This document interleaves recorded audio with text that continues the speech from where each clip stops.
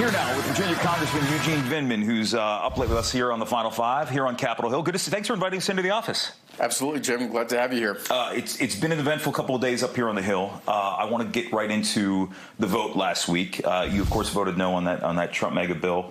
Why?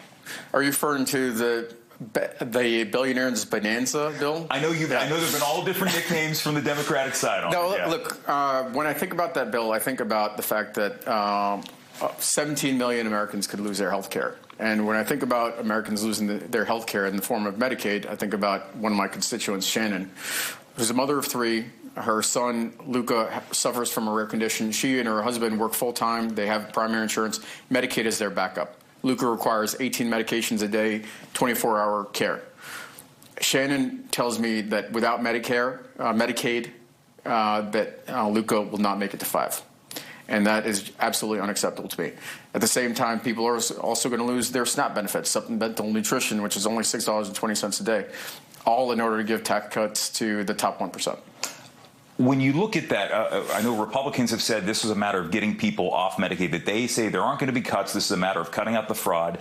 There's 16% of people in your district do rely on Medicaid. But is there fraud? Is there abuse that could be eliminated by way of this bill? Look, I think there is, as a former prosecutor, there's fraud, but fraud is perpetrated by outside criminal groups. Very rarely is fraud actually perpetrated by individuals claiming benefits that they're not entitled to. So this bill does nothing to actually go after fraud in that context, these large criminal organizations. And it's focused primarily on taking health care away from the neediest Americans, and I'm not okay with that. The Center for Healthcare Quality and Payment Reform says there are 7 rural hospitals in Virginia that are at risk of closing.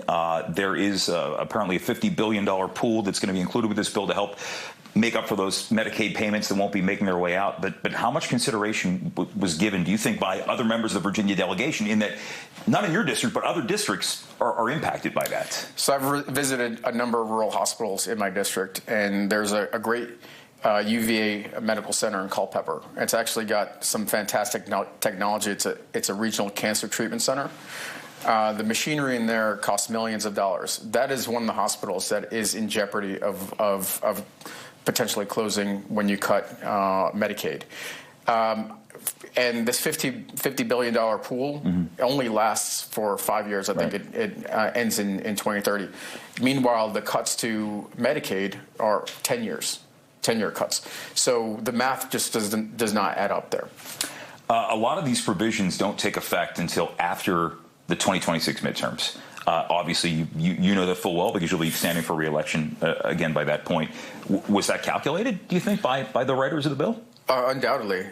What they tried to do is they try to fool ordinary folks that there would be no consequences to this bill until after the next election. But I think that that's going to end up not being the case. When the White House says people who, Virginia families could benefit by this, they say that there will be anywhere from $8,600 to $14,800 more take-home pay over a year for a family of 2 kids. Are there provisions of this bill? Is there anything in this bill that you say that you could get on board with? Well, I can tell you that I did vote out of committee for the increase in spending on national defense. I sit on the House Armed Services Committee. I spent 25 years in the Army. We've got 3 military installations in my district, 72,000 veterans, almost 20,000 active duty service members. And so I am very much focused on national defense and the threats we face around the world. I voted for that portion of the bill out of committee. The other portions of the bill that cut SNAP and Medicaid that actually end up costing lower and middle class Americans more money are highly problematic, and I voted against that bill for that reason.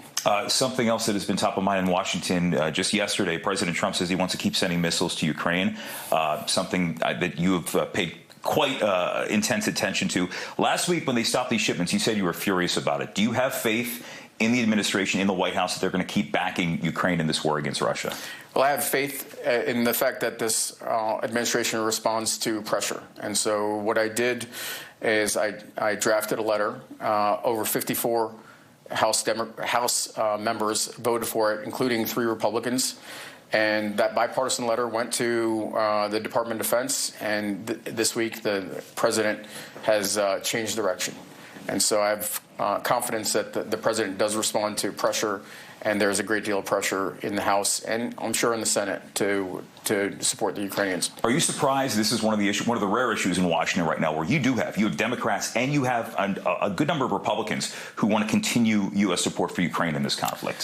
I'm not surprised. And the reason why I'm not surprised is because the American people recognize that Ukrainians are fighting for their freedom. They're at the tip of the spear defending freedom for our allies and for ourselves overseas at, frankly, very little cost. We've invested some treasure, but no blood, no uniformed service members have died, even though a number of Americans have gone as volunteers and have died. And the American people, as we celebrate just recently our 4th of July, they recognize this fight for freedom, for American values in Ukraine. Is there though, a logical end to, can the U.S. keep supporting Ukraine at this level? Absolutely. I mean, we've frankly very much reduced the level of support over the course of the last 7 months, and the Russians are under tremendous pressure.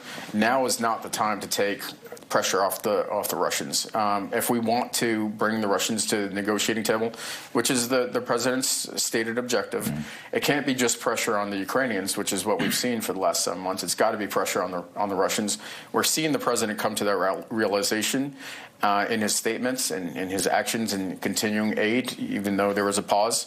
I would like to see that more vigorously in order the Russians and Vladimir Putin will respond to strength. It's as simple as that. All right. So the last time I saw you, the last time you and I talked, it was 8 months ago. You were a candidate for this job. You've been in this position now for 6 months. I want to know what has surprised you about serving in Washington and what has met your expectations. Well, you know, I've been a politician now for 7 months, Jim, and which means I came with very few preconceived notions. I obviously got a lot to learn about the job, but we've been very successful in, in our first 7 months. We've opened 3 offices. In fact, just recently, within the last hour, we got notice from my team that's in district that we returned over $1 million to constituents, over 800 constituent cases. We've got 3 offices open. We've introduced 8 pieces of legislation, 7 are bipartisan. We've co-sponsored over 100 others. And so I look for ideas, good ideas that'll help constituents in this region. And it doesn't matter to me if they're Democratic or Republican. If they're a good idea, I'm on board. Congressman, thanks for inviting us in. We appreciate you. Great seeing you. Thanks, Jim. We appreciate it.